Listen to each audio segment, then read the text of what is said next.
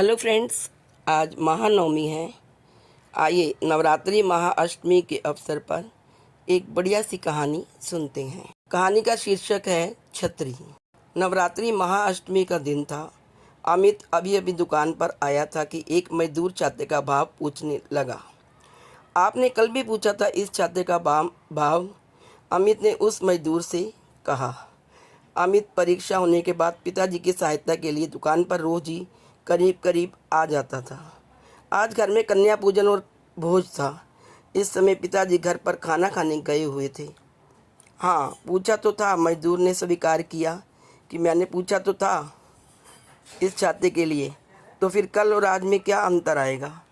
अमित बोला, जो कि दुकानदार का बेटा था। हाँ भैया, आप सही कह रहे हैं। आपके बाबूजी से मैंने इसका भाव पूछा था।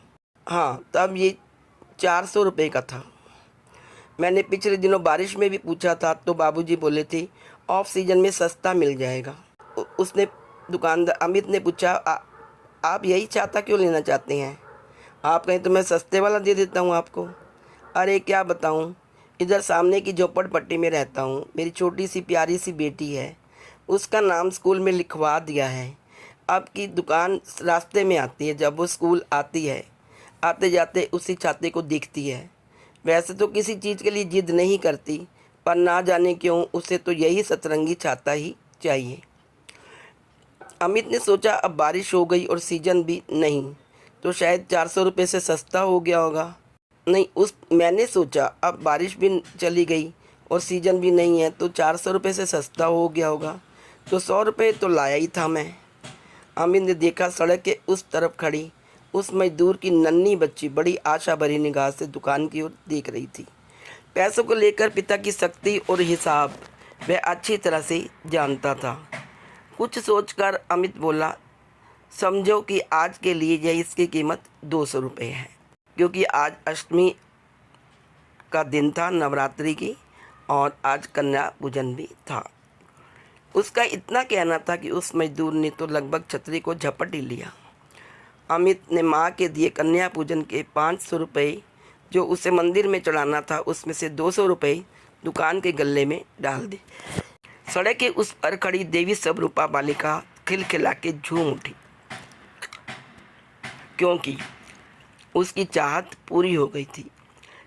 कन्या पूजन के दिन कन्या को अपना मनचाहा सामान मिल गया था, मनचाही छतरी मिल गई थी, तो बहुत मुस्कुरा उठी और खुशी से पागल हो गई। दोस्तों, नमन है ऐसे मजदूर पिता को और धन्य है ऐसे सभी माता पिता जो घर में बेटी को इतना प्यार करते हैं। कहते हैं कि घर की बेटी या कन्या लक्ष्मी स्वरूपा होती है।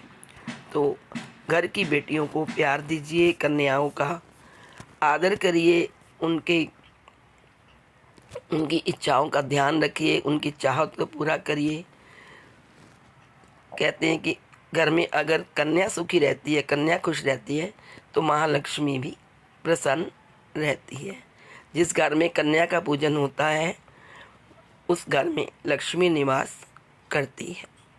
आप सबको मेरी तरफ से महानवमी की शुभकामनाएं। जय माता दी।